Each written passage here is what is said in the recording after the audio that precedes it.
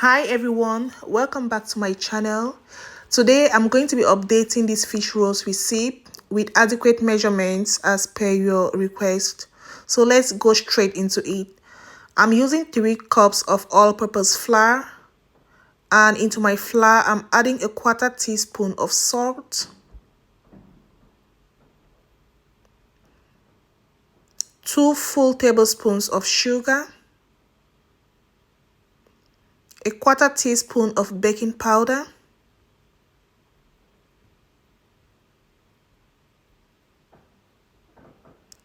3 tablespoons of butter.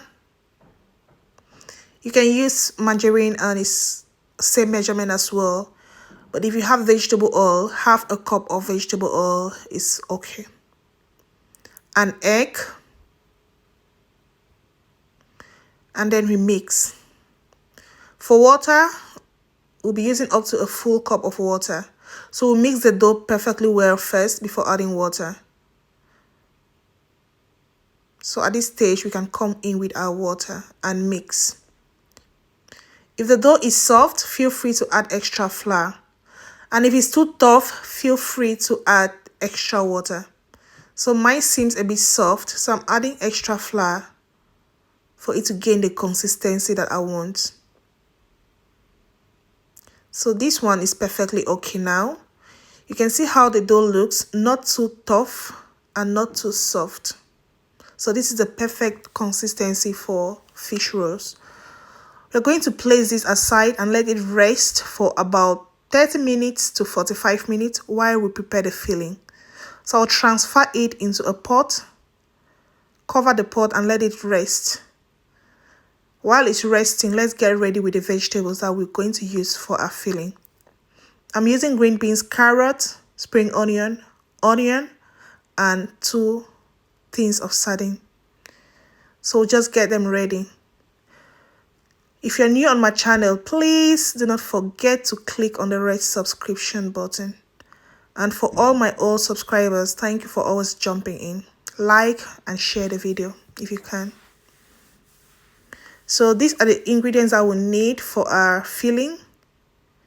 For the sardine, I'll make sure all this oil is drained away because we do not want extra oil in the filling mixture.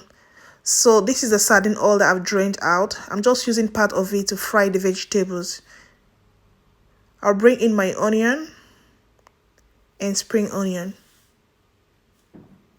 We'll let it simmer for a bit before bringing in our green beans and carrots.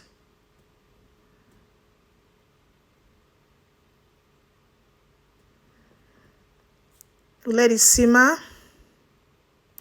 And then we can bring in our sardine fish. You can see that I took out all the oil from it. We don't need any oil at all in the filling.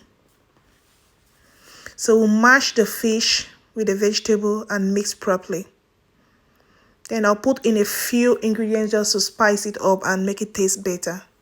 That's my chili, my knorr aroma. You can put in half a cube of Maggi instead of knorr, and a pinch of salt.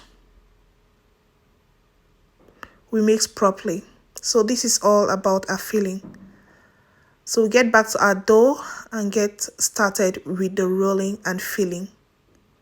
So we are all set now. I'll just show you guys how this dough, the texture is, so you can see exactly how it should feel.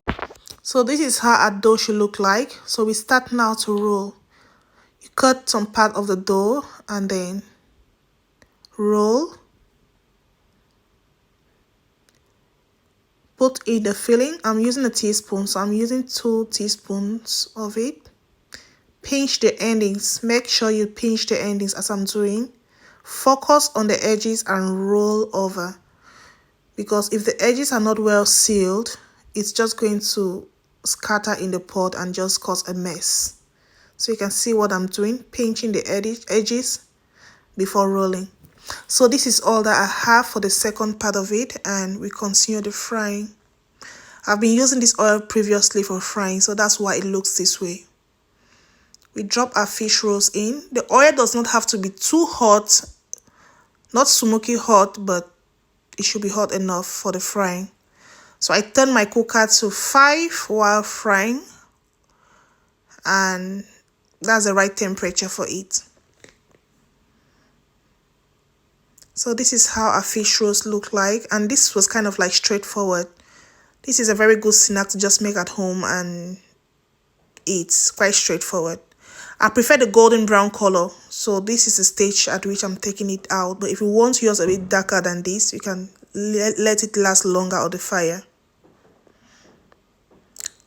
So we are all set. This is it, all done. This is how a fish roast look like. Very large. So we'll break one and see how it looks from the inside, if it's properly cooked.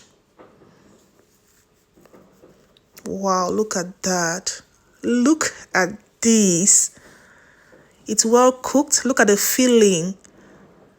Enough filling in it, and this tastes so good.